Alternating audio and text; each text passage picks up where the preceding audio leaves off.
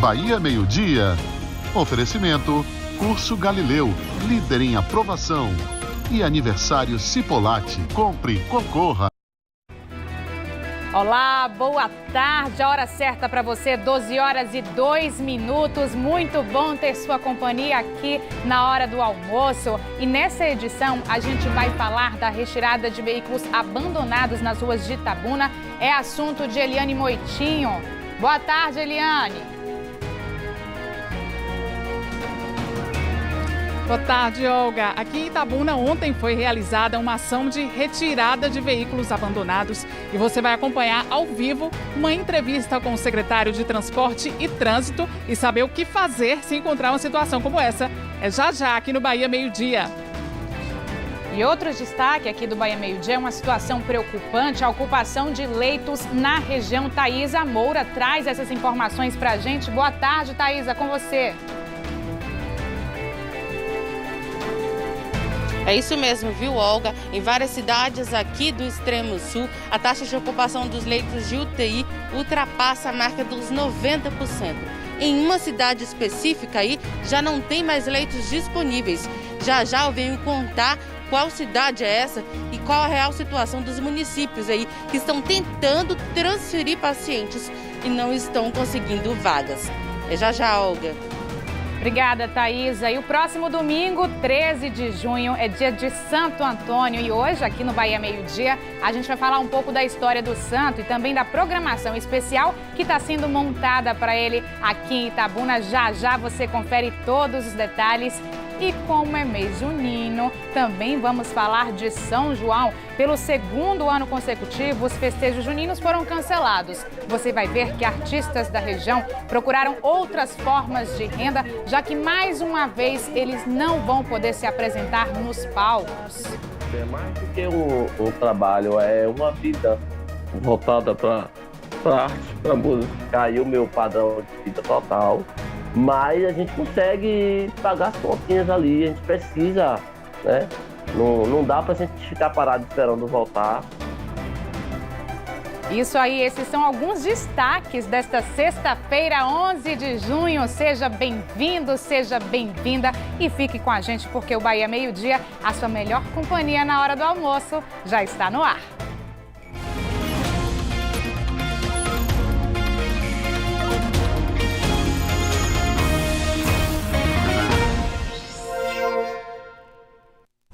Eu abro o Bahia Meio-Dia falando do trabalho de retirada de veículos abandonados das ruas de Itabuna. Ontem teve operação e um veículo foi removido e 4 notificações aplicadas, inclusive. Mas esse é um trabalho que vai ser contínuo, vai seguir. Não é mesmo, Eliane?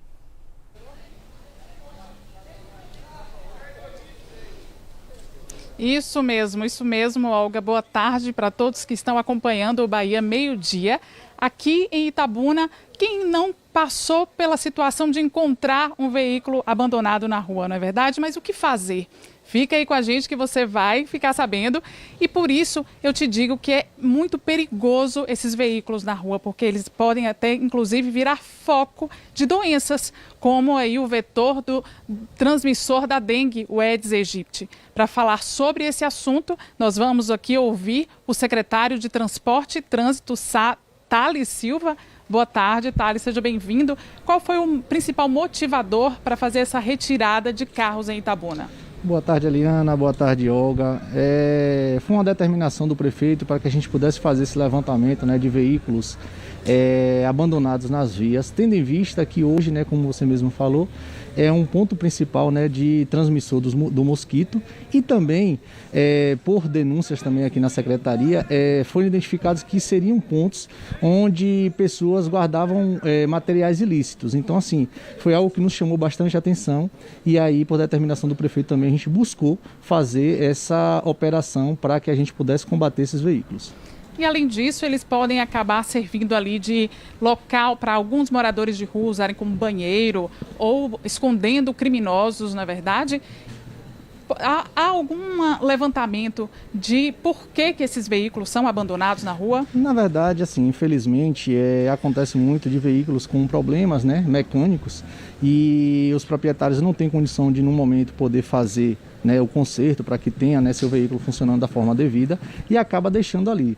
Porém, o que é que acontece? Acontece muitas das vezes essa situação de ser um ponto, né, de mosquitos, onde a gente já identificou alguns desse jeito. Porém, assim, iniciamos essa operação há uns 10 dias atrás. Muitos dos proprietários que foram identificados retiraram.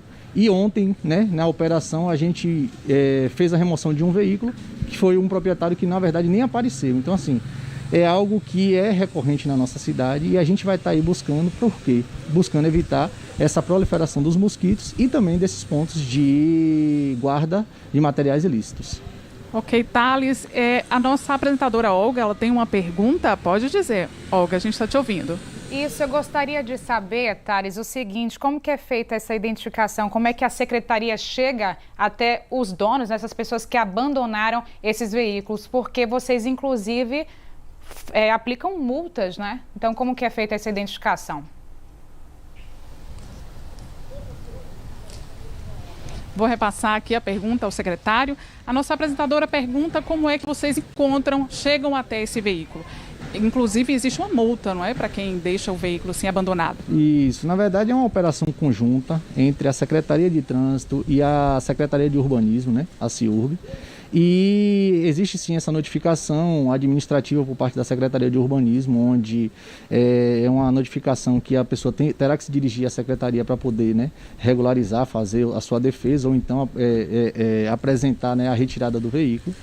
E assim, as denúncias estão sendo feitas hoje no nosso número, na nossa central de trânsito, que é o 81658427, e também na nossa rede social. Ontem, quando a gente disponibilizou, né, o resultado da operação, a gente já recebeu várias denúncias, inclusive a população encaminhando através de fotos também dessas localidades. E, repito, a gente é uma operação que vai continuar se estendendo, né, durante esse mês de junho, onde a gente busca aí evitar esse número grande de veículos abandonados. Lembrando, não é veículos que estão parados em porta de residências, e sim veículos abandonados. Então, eu quero deixar isso claro porque pode haver, né, boatos de veículos que estejam parados, não, estacionados também não. É veículos abandonados ali na via há mais de 15, 20 dias.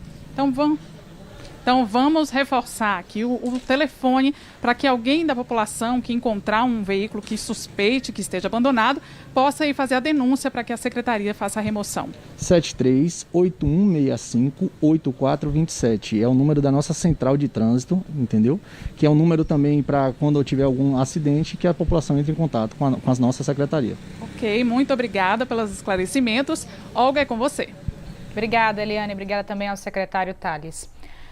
Agora, um assunto que preocupa demais, a ocupação dos leitos aqui na região. E não são somente os leitos de UTI que estão com a taxa de ocupação lá nas alturas, não. Os clínicos também. A gente vai até Eunápolis conversar com Thaisa Moura sobre esse assunto e ela traz alguns dados da região, né, de algumas cidades. Thaisa.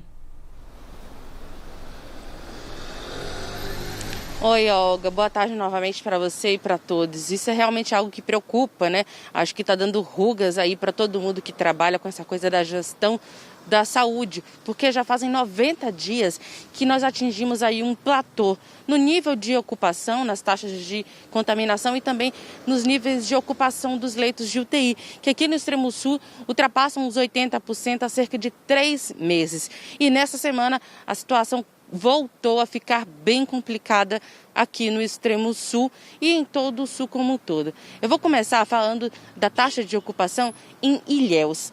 Em Ilhéus é a cidade aqui do sul do estado que tem a situação mais confortável, porque a quantidade de leitos de UTI disponíveis lá é maior do que todas as cidades aqui da região. Em Ilhéus são 81 leitos de UTI, 61 estão ocupados, a taxa de ocupação aí é de 75%. Em relação aos leitos clínicos, são 70, 41 estão ocupados, taxa de ocupação de 59%. Em Porto Seguro, que é a cidade vizinha aqui, é Eunápolis, onde eu estou, lá tem 20 leitos de UTI, 19 estão ocupados, apenas um, Olga, está disponível nesse momento. Lá a taxa de ocupação é de 95% e a situação é bem preocupante. Em Teixeira de Freitas, são 15 leitos de UTI, 14 estão ocupados, ou seja, apenas um está disponível, de acordo aí com os dados da CESAB divulgados hoje. Em relação aos leitos clínicos, são 10 leitos de UTI, 4 estão ocupados, 40% de ocupação. A cidade que mais preocupa nesse momento é a cidade de Eunápolis, que é essa aqui onde eu estou. Eu estou em frente ao hospital de campanha da Covid-19, conhecido também como Centro de Atendimento a Pacientes com a Covid. Aqui tem 20 leitos de UTI e 20 leitos clínicos. Desses 20 leitos de UTI, todos estão ocupados. Não tem mais vaga aqui em Eunápolis há 2 dias, né? E em relação aos leitos clínicos, a taxa de ocupação também preocupa. Dos 20 leitos de UTI, 18 estão ocupados, taxa de ocupação aí de 90%. Aqui em Eunápolis já foram confirmados 10.391 casos da Covid-19. Temos nesse momento 350 casos ativos. Cerca de 170 pessoas já morreram com a doença e 460 estão aguardando os resultados. Mais cedo, Olga, eu estive conversando com alguns prefeitos aqui da nossa região. E em cidades que não têm leitos de UTI, como Mucuri e Itamaraju, que precisam muitas vezes transferir esses pacientes para essas unidades que são referência, estão tendo dificuldades. Em Itamaraju, por exemplo, 5 pessoas esperam aí uma vaga de leito de UTI e não estão conseguindo. Em Mucuri, a realidade é bem parecida. Por lá, 2 pacientes estão à espera de vagas. E a gente continua na torcida, esperando que elas consigam em qualquer lugar do estado o quanto antes. É com você no estúdio, Olga. Obrigada pelas informações, Thaís. É aquele momento, né, de um colapso, que chega perto de um colapso, essa coisa de remanejar as pessoas, de tentar vaga em vários locais, inclusive longe da família, longe dessa assistência familiar. Obrigada pelas informações, com certeza a gente segue na torcida. E eu sigo nesse assunto porque aqui em Itabuna, você viu, 100% dos leitos de UTI estão ocupados. O boletim saiu ontem à noite, a gente deu aqui no BATV. Foi assim aquela notícia que deixou realmente uma preocupação absurda. E a gente conversa ao vivo agora com a secretária de Saúde de Itabuna, Lívia Mendes. Lívia, muito obrigada pela sua presença aqui no Bahia Meio Dia. E a gente já começa falando o porquê, né, que a gente chegou a esse 100% de taxa de ocupação aqui em Itabuna. Você atribui a quê? Boa tarde para você. Boa tarde, Olga. Boa tarde a todos que estão nos assistindo. Sim, infelizmente a gente volta, né, à TV para falar sobre números ruins. Essa taxa de ocupação nos últimos 5 dias ficou em 100%, né? Então a gente já liga o sinal de alerta e fica aí atento a esses novos casos. Então a gente atribui a virulência das novas cepas, né, a agressividade das novas cepas. A gente comparou alguns números da UPA, né, que é específica para a Covid desde o ano passado. Dos 50 internamentos que foram solicitados pela UPA no mês passado, 9 foram para a UTI. Esses primeiros 8 dias de junho foi quando a gente fechou esse primeiro balanço. Nos primeiros 8 dias de junho, dos 21 internamentos, 6 já eram para leitos de UTI. Então isso mostra uma característica mais agressiva da doença, né? E é isso que nos preocupa, provavelmente por conta dessas mutações que devem já estar circulando na nossa cidade. Olívia, a gente falou aqui ao longo da semana, Roger inclusive entrevistou o Dr. Fernando Romero, ele que é infectologista da Santa Casa. É uma preocupação enorme com essa questão das cepas e também com a terceira onda. Ele disse que essa terceira onda, ela é real.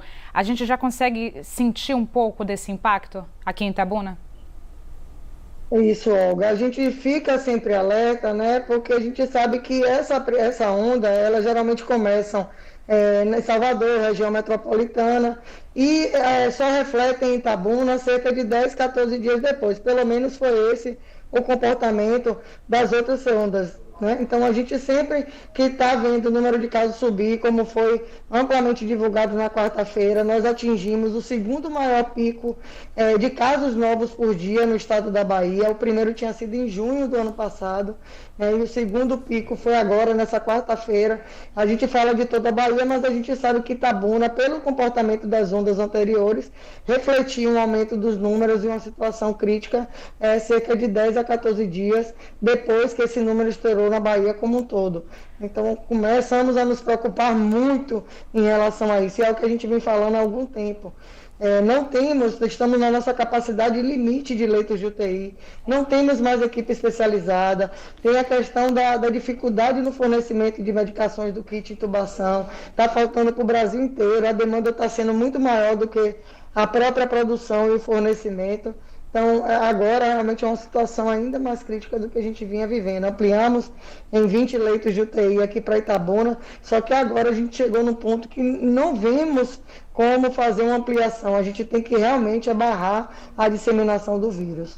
Lívia, então você tocou em 2 assuntos que eu já ia te perguntar com relação a esse kit intubação. Qual é a situação hoje, por exemplo, do município? Já fez algum pedido que já começou a faltar? Qual é a situação? Na verdade, os fornecedores vêm nos avisando na dificuldade, né, com relação aos pedidos. A gente não consegue comprar como antes. Você sempre fazia um estoque, por exemplo, para 30 dias, para 60 dias. Eu falo porque eram medicações comumente usadas, por exemplo, em procedimentos anestésicos, né? E dentro de UTIs para pacientes em ventilação mecânica. Então, são medicamentos que já eram comumente usados, mas que você conseguia fazer um estoque, agora você não consegue comprar essa quantidade de estoque para 30 dias. E o planejamento é realmente diante da média de leitos. A partir do momento que a gente começa a lotar mais os leitos, essa dificuldade fica ainda mais aparente e mais difícil de ser contornada. E a partir desse cenário, o que vocês já começam a traçar aí de estratégia para tentar barrar esse aumento, né, essa superlotação nas UTIs? A gente precisa realmente fazer essa campanha agora de conscientização das pessoas. Você começou o programa, né, comentando sobre nossas datas, né, juninas que vem se aproximando. A gente sabe da cultura do baiano, principalmente do interior da Bahia, em comemorar essas datas, mas nesse ano particularmente, principalmente diante dessas cepas mais agressivas, a gente precisa dessa consciência, evitar as aglomerações, o uso da máscara, a higiene das mãos constantes, porque até toda a população conseguir ser vacinada, são essas as medidas que realmente podem prevenir e podem estagnar essa pandemia. Teremos já algumas ações pensadas aí com relação a uma operação, intensificar, na verdade, a operação para poder coibir esse tipo de aglomeração? Já está sendo traçado isso daí? Sim, a gente está tentando deixar a operação oxigênio mais ostensiva, né, e a gente está vendo sanções um pouco mais duras, porque as pessoas que flexibilizam não se incomodam com a multa que é aplicada, o estabelecimento que está descumprindo, ele simplesmente no outro dia abre e está tudo certo. Então a gente já está estudando junto à Procuradoria do município e as outras secretarias sanções mais rígidas, digamos assim, para ver se as pessoas começam a respeitar os protocolos e as medidas de prevenção. Secretária, só para a gente encerrar nossa entrevista, mais um apelo então para a população aí, porque está vindo São João, por gentileza, para a gente ter um pouquinho mais de consciência. Por favor, gente, quando a gente vem à TV para falar dos números, porque a gente percebe, a parte técnica vem fazendo levantamento, vem fazendo estudo. Como eu falei, quando a gente vê os números elevarem na Bahia como um todo, Salvador, região metropolitana, a gente já sabe do comportamento que pode estar chegando aqui no nosso município. Então a gente precisa dessa colaboração, dessa consciência das pessoas, para que a gente possa evitar, principalmente agora esse final de semana, Dia dos Namorados, os casais querem sair para comemorar, enfim, mas a gente pede que comemorem em suas casas, peçam por delivery e evitem ao máximo a questão das aglomerações, para que a gente realmente não passe pelo sufoco das outras ondas que nós passamos. Ok, muito obrigada pelas informações, secretária. Obrigada, Olga. Pois é, então vamos atualizar você agora com as informações do novo informativo epidemiológico produzido pela UESC, que é a Universidade Estadual de Santa Cruz, sobre a situação da Covid-19 aqui na região. Acompanhem comigo.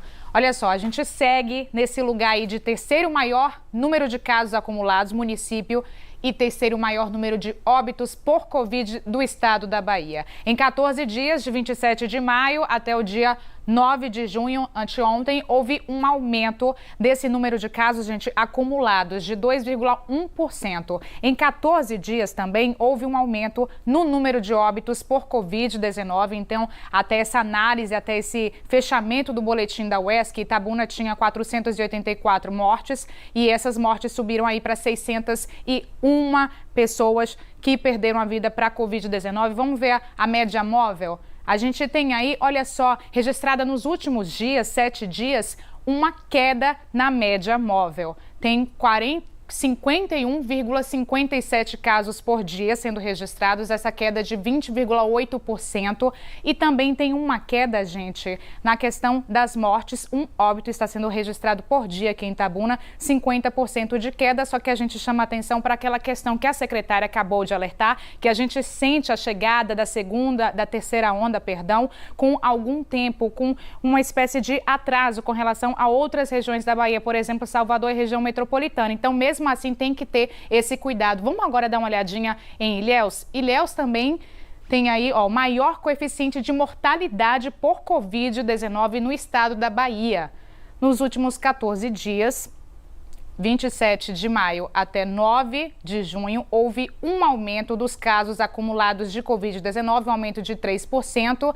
E também, gente, teve um aumento do número de óbitos de 467 para 489, isso até o fechamento desse boletim da UESC. Vamos para a curva? Olha só, média dos últimos 7 dias, 46,71% casos por dia estão sendo registrados, aí uma queda de 47,9%, também em queda. Óbitos, também a gente registrou uma queda de 41,2%, com 1,43 óbitos por dia sendo registrados. Também a gente chama atenção, essa média foi feita nos últimos 7 dias, está em constante movimento aí, e chamamos atenção também para essa questão das cepas, das variantes. Agora, olha só, mais uma notícia triste. A gente fala aqui muito, né, da questão da saúde, da questão do tanto que essa Covid-19, esse coronavírus, eles alteraram aí a nossa rotina. Morreu ontem, por complicações da Covid-19, o empresário e agricultor João Menandro Abdom, de 60 anos. Ele estava internado há 3 meses na Clínica São Roque, em Ipiaú. Menandro foi entubado por vários dias e chegou a ser retirado da intubação, mas aí depois teve complicações pulmonares e não resistiu. Menandro era muito conhecido no ramo da piscicultura na região. Nós aqui da TV Santa Cruz, a gente fez várias reportagens com ele e também lamentamos bastante essa perda. O empresário deixou a esposa e netos. O sepultamento foi hoje de manhã no cemitério municipal São João Batista, em Ibirataia. Hora de conferir o cronograma de vacinação para hoje à tarde nas principais cidades da região. Fique ligadinho, é importante. Em Itabuna, a aplicação da primeira dose hoje é para lactantes a partir de 60 dias após o parto e que estão amamentando crianças com até 12 meses de vida. Esse público pode procurar as unidades de saúde de 1 às 4 da tarde. Também nas unidades de saúde e neste mesmo horário, a primeira dose está disponível para pessoas sem comorbidades de 50 a 57 anos e para pessoas com comorbidades com 18 anos ou mais. Também estão sendo imunizados com a segunda dose os trabalhadores dos hospitais de Itabuna. A imunização é na FTC, até às 2h30 da tarde. Em Ilhéus estão sendo vacinadas com a primeira dose pessoas a partir de 49 anos. São 4 locais de vacinação, em drive-thrus montados na Avenida Soares Lopes e na Praça São João Batista, no Pontal. Além da sede do projeto da Cruzada do Bem pelo Bem e do Salão da Paróquia São João Batista. A vacinação acontece até às 2 da tarde. Também estão sendo vacinados com a primeira dose, hoje em Ilhéus, os profissionais da imprensa vinculados ao sindicato da categoria ou que estão cadastrados na Secretaria de Saúde. O local é no SEMAI, na Avenida Canavieiras, o horário de 1 até às 3 da tarde.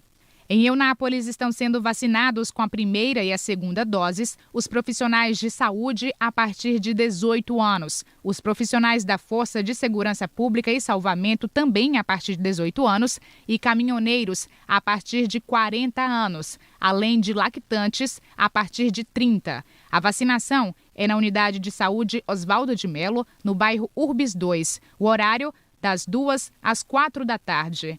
A primeira e a segunda doses também estão sendo aplicadas na Unidade de Saúde Vanderlei Nascimento, no bairro Juca Rosa. As pessoas a partir de 58 anos é que podem se imunizar. O horário das 2 às 4 da tarde. Ainda em Eunápolis, na Maçonaria 5 de Novembro, na Avenida Joana Angélica, estão sendo imunizadas com a primeira dose as pessoas com comorbidades a partir de 18 anos, das 2 às 4 da tarde.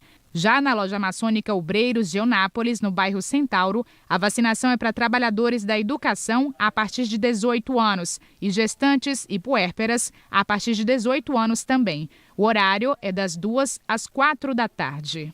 Em Porto Seguro, a vacinação hoje à tarde é para profissionais da saúde, força e salvamento. A imunização é das 2 às 5 da tarde na Secretaria de Saúde. Em Teixeira de Freitas, a imunização hoje é exclusiva com a segunda dose para pessoas que já tinham agendado a aplicação. Esse público deve procurar as unidades básicas de saúde. O BMD vai para um rápido intervalo, mas antes a gente confere imagens ao vivo aqui de Itabuna nesta sexta-feira. Tá aí para você a Avenida Juraci Magalhães com trânsito movimentado, mas está fluindo bem demais. Um pouquinho mais de concentração ali no semáforo para o bairro de Fátima. Vamos dar uma olhada também na Cinquentenário? Olha só, Avenida do Cinquentenário aí para você, imagens ao vivo. Trânsito movimentado nessa região aí do comércio de Itabuna. Não saia daí porque o intervalo é bem rapidinho. Até já!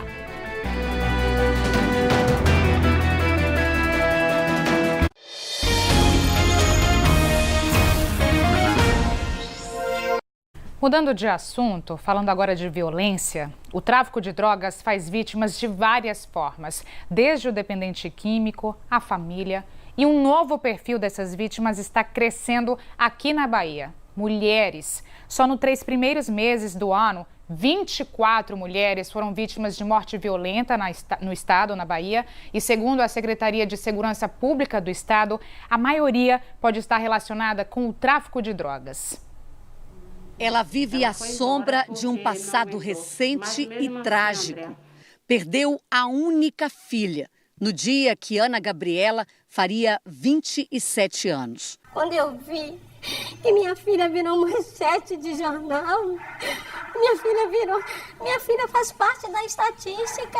Ninguém está querendo te falar, mas dizem que Gabriela rodou. O que é rodou, Senhor? O que é rodou? Não sei o que é rodou. Rodou foi presa.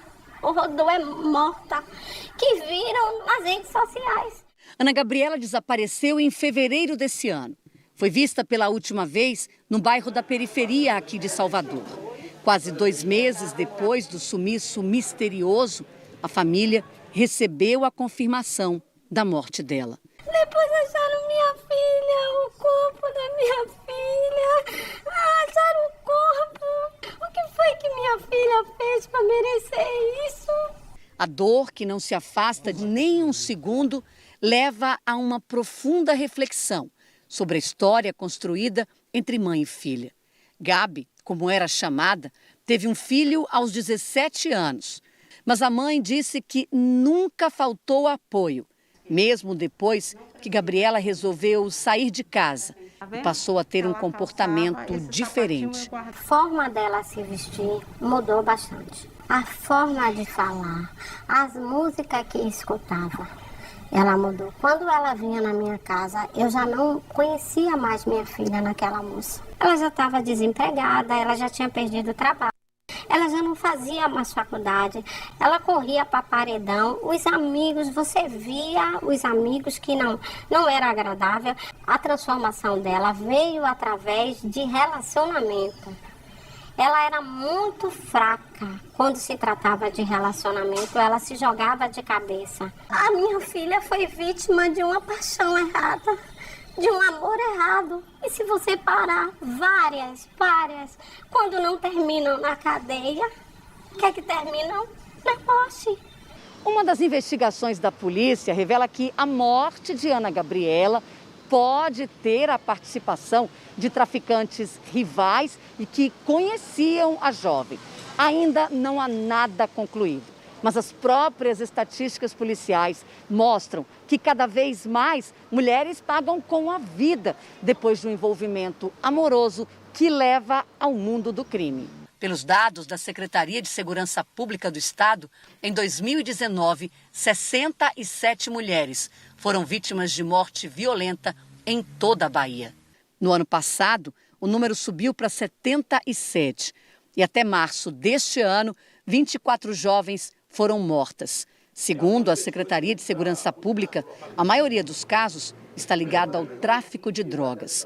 O mapa da violência contra as mulheres na Bahia coloca Salvador no topo da estatística. Dos 77 casos, 25 foram aqui no ano passado. O bairro de São Caetano liderou o número de mulheres encontradas mortas também em 2020, 4 no total, seguido de São Cristóvão e Brotas, com 2 casos cada um. Um dos fatos mais brutais foi o sequestro de 5 amigas no bairro de Pernambués, em abril de 2020. Lucidalva tinha só 16 anos e uma vida inteira pela frente se não tivesse sido vítima de um espancamento. Ela estava com outras 5 amigas quando foi abordada e agredida. A jovem foi levada para a unidade de pronto atendimento em Pernambués, mas acabou morrendo. O caso está sendo investigado pela 2ª Delegacia de Homicídios de Salvador. O envolvimento com o tráfico de drogas também é um dos principais motivos que leva as mulheres para a prisão. O conjunto penal feminino no complexo penitenciário da Mata Escura possui atualmente 110 internas. 45 delas estão presas por envolvimento com o tráfico de drogas. Para esta professora da Universidade Federal da Bahia, doutora em criminologia, são muitos os fatores que levam uma mulher a entrar num caminho mais perigoso. Entre eles, atração pelo poder, sensação de proteção que seduzem. São vários fatores que estão colocados ali que a gente tem que pensar e tem que investigar muito antes, né, de fazer um julgamento exclusivamente moral ou mesmo legal de certo, errado, criminoso, não criminoso. Por mais paradoxal que possa parecer, né, para uma mulher, de repente, se envolver com um traficante, pode significar, sim, para ela, uma maior proteção em determinados espaços, em determinados grupos, do que teria antes, né? Então, essas buscas dessas jovens, elas têm que ser consideradas também. Para quem sente a dor de perder uma filha de forma tão violenta e misteriosa, resta a saudade e a certeza de que tudo foi feito para tentar proteger. Não faz escolha errada e paga com a vida. Paga. E uma vida inteira pela frente, hein? Sobre esse caso, a jovem morta em abril em Pernambués, a Polícia Civil disse que as investigações estão em andamento. As equipes apuram a possibilidade de uma execução realizada por traficantes que suspeitavam que as vítimas fossem ligadas a criminosos rivais. Até o momento não foi realizada nenhuma prisão.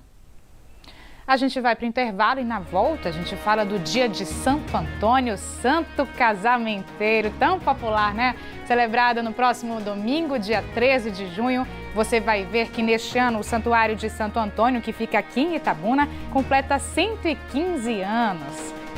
A gente também vai falar de São João. Com o cancelamento das festas juninas, artistas da região procuraram outras formas de renda e estão se aventurando em outras profissões. O intervalo é rápido, até já.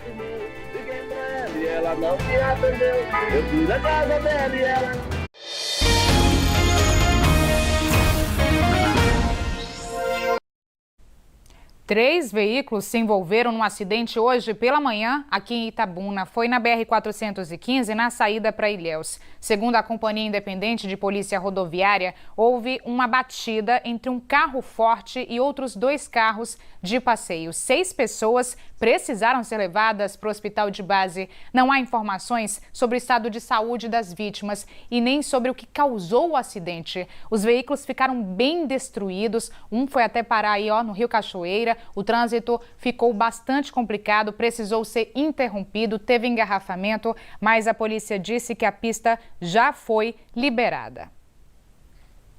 Pelo 2º ano consecutivo, os festejos juninos foram cancelados e os artistas não vão poder se apresentar nos palcos. A música não foi deixada de lado não, sabe? Mas eles estão se aventurando em novas carreiras para ter alguma renda e não ficar parados.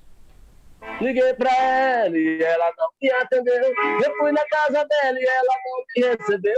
Ó, deixe de ciúme, meu amor, volte pra mim. Só gosto de você e você gostar de mim. Com esse sorriso no rosto e o brilho nos olhos, Candinho Brito faz com muita alegria o que mais gosta, um bom forró. Eu vim lhe explicar, por favor, escuta aí. Esse cantinho vem sendo o palco de Andinho desde que a pandemia começou. Aqui, ele faz lives e alivia um pouco da tristeza de não poder estar perto do público nos shows. O trabalho com a música era a principal fonte de renda da família dele. No meu próprio Instagram, eu comecei a fazer lives.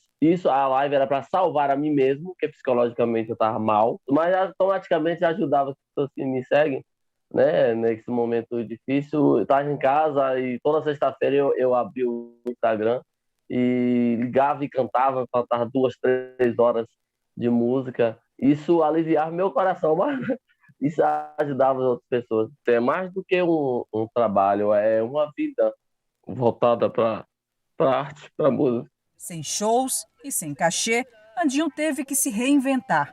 Foi na cozinha que encontrou uma forma de pagar as contas que se acumulavam. Onde eu vou passando, eu já vou deixando. Alguém pediu ali uma quantidade, já deixo ali. Aí deixo o Batão, Barra do Rocha, que é onde também toco, onde eu fiz vários trabalhos e infelizmente parou. Foi a maneira que eu achei para continuar seguindo, vivendo. É difícil, financeiramente me ajuda a pagar as contas, não é a mesma coisa, né? Caiu o meu padrão de vida total, mas a gente consegue pagar as continhas ali, a gente precisa, né? Não dá para a gente ficar parado esperando voltar. 2021 será mais um ano em que os cantores e músicos não poderão se apresentar nos palcos das festas juninas. Quem também segue longe do público é Ari, cantor da Cacau com Leite. Em anos normais, a banda já estaria com a agenda lotada desde março. Mas a última vez que a Cacau com Leite fez show com o público foi no Réveillon de 2019, em Maracás. Ari e a banda também se jogaram no mundo das lives. Mas o artista diz que, às vezes, alguns contratantes não querem pagar os valores cobrados. Os contratantes, eles acham que a live... o valor da live é um valor menor do que o show, né? Sendo que a live você vai ter um alcance bem maior de público, né?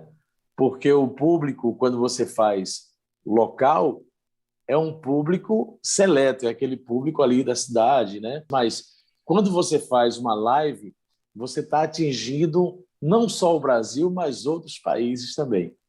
Então o alcance é muito maior, só que as pessoas querem inverter esses valores, né?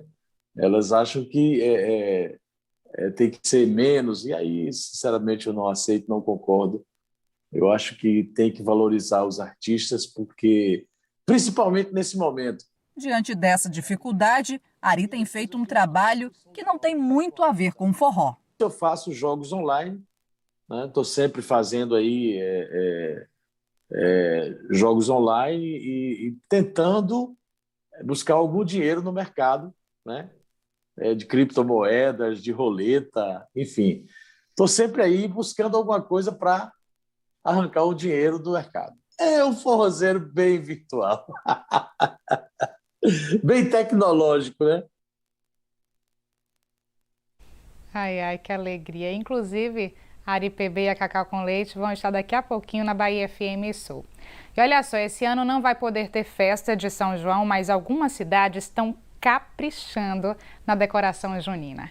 É o caso de Ubaitaba, que ornamentou a cidade e ainda homenageou o maior atleta olímpico do Brasil, o canoísta Isaquias Queiroz. O portal na entrada da cidade traz a foto do homenageado, o canoísta e medalhista olímpico Isaquias Queiroz, filho de Ubaitaba e que vai disputar as Olimpíadas de Tóquio em julho. A decoração de São João foi inaugurada esta semana.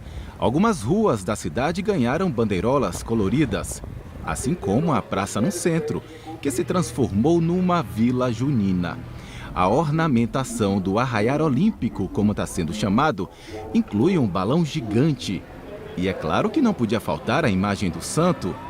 Segundo a prefeitura, a decoração foi para manter o clima e a alegria junina, mesmo não tendo festa na cidade por causa da pandemia da Covid-19. A novidade virou atração, principalmente na parte da noite, quando a iluminação realça a decoração.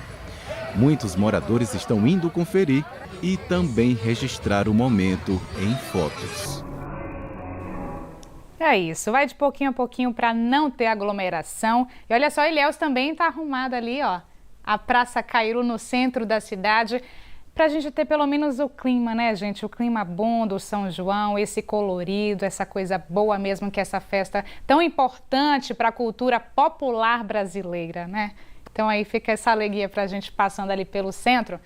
E olha só, domingo vai ser dia de festa para os devotos de Santo Antônio, dia 13 de junho, dia dedicado ao santo. E agora a gente vai ao vivo até o Santuário de Santo Antônio, aqui em Itabuna. Eliane Moitinho está lá para conversar com a gente, também com o padre Acácio, né? Programação. De novo com você, Eliane.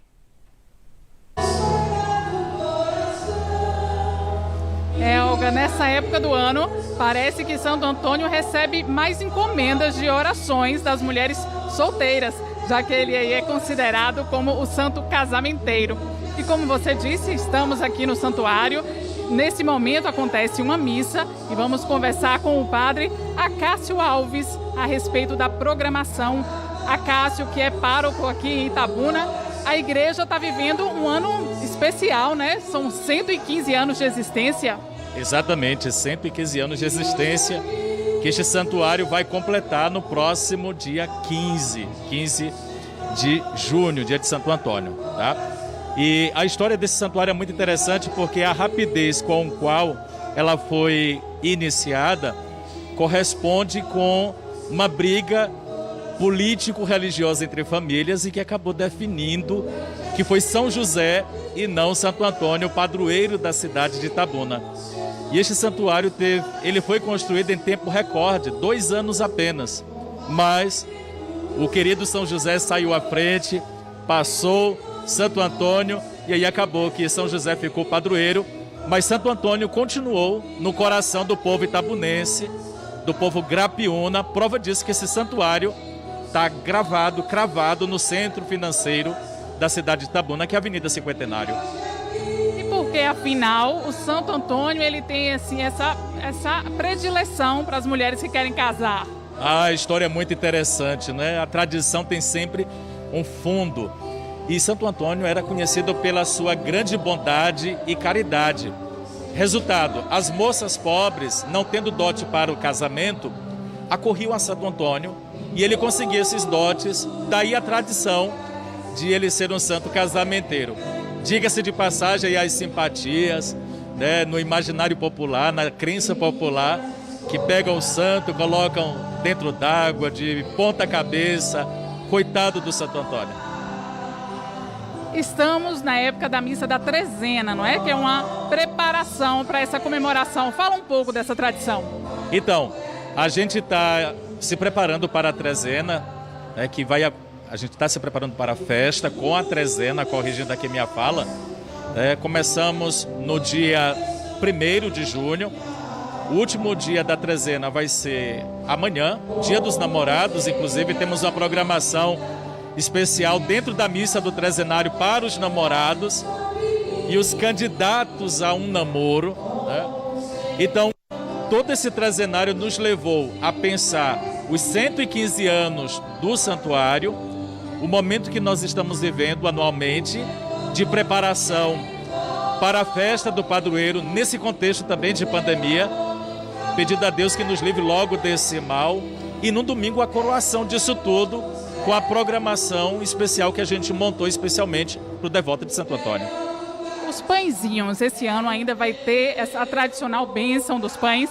Então, a famosa tradição continua de pé. Nós vamos abençoar os pães nas 3 primeiras missas, nas 3 missas que vão acontecer durante o dia 13, né? Em cada missa serão distribuídos, ensacados, devidamente ensacados, levando em consideração todo o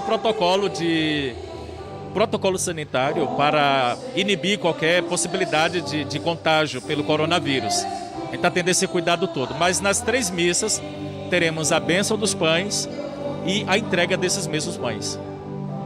Faz um convite para a população acompanhar a programação de domingo. Então, nossa programação, às 7 horas da manhã, no domingo, a primeira missa. Vale ressaltar que todas as missas serão missas campais. Estamos montando toda uma infraestrutura para receber o fiel, e eu aproveito da oportunidade para agradecer o apoio da FIC, da Prefeitura Municipal, em relação a isso.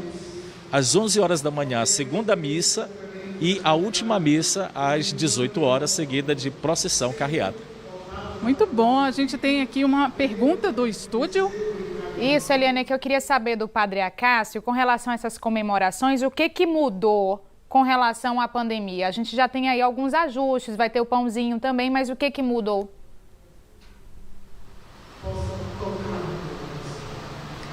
Padre Acácio, a nossa apresentadora Olga, ela pergunta o que mudou na programação em relação à pandemia. Bom, o que mudou em relação à programação? O controle de entrada de fiéis, né? E o fato de ampliarmos as celebrações campais. A última missa, que era geralmente uma missa campal, porque há uma afluência muito grande, uma confluência muito grande de fiéis, porque Santo Antônio é um santo de grande apelo popular. Mas para evitar qualquer tipo de aglomeração, nós vamos celebrar externamente as 3 missas, para permitir uma segurança maior ao fiel que vem rezar com a gente.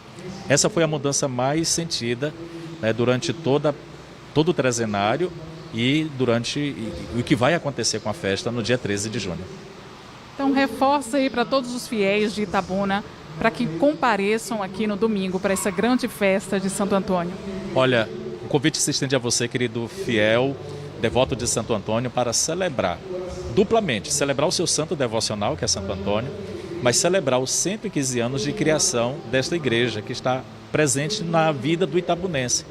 Porque aqui na Cinquentenária acontece a vida da cidade. Todos os eventos importantes passam por aqui. E o santuário tem assistido nesses 115 anos esses acontecimentos todos. Então fica aí o convite para celebrar conosco. Reforçando, a primeira missa começa às 7 horas da manhã, a segunda missa às 11 horas e a última missa às 18 horas. Muito obrigada, Padre, por seus esclarecimentos. Já que dia 13 de junho é o dia de Santo Antônio, eu quero saber da Olga se ela também já fez aí alguma simpatia para conquistar o amor. Eliane! Menina, deixa eu te contar uma história bem rapidinho para você que está em casa também. Quando eu era bem adolescente, eu comi o bolo de Santo Antônio. Eu e uma amiga minha em São Paulo, na paróquia lá de São Paulo, comemos o bolo e encontramos o grande amor das nossas vidas. Inclusive, só falta oficializar, mas já estou casada. Obrigada, Eliane, pelas informações. Eu vou encerrando por aqui, lembrando que depois tem o Globo Esporte Bahia. A gente volta a se encontrar na segunda-feira, porque hoje à noite você fica na companhia de Roger Sarmento no BATV. Um ótimo fim de semana a todos. Tchau, tchau. Coração semelhante ao dele, coração manso e humilde, coração bondoso, coração carinhoso. Através dessa canção, siga o poder de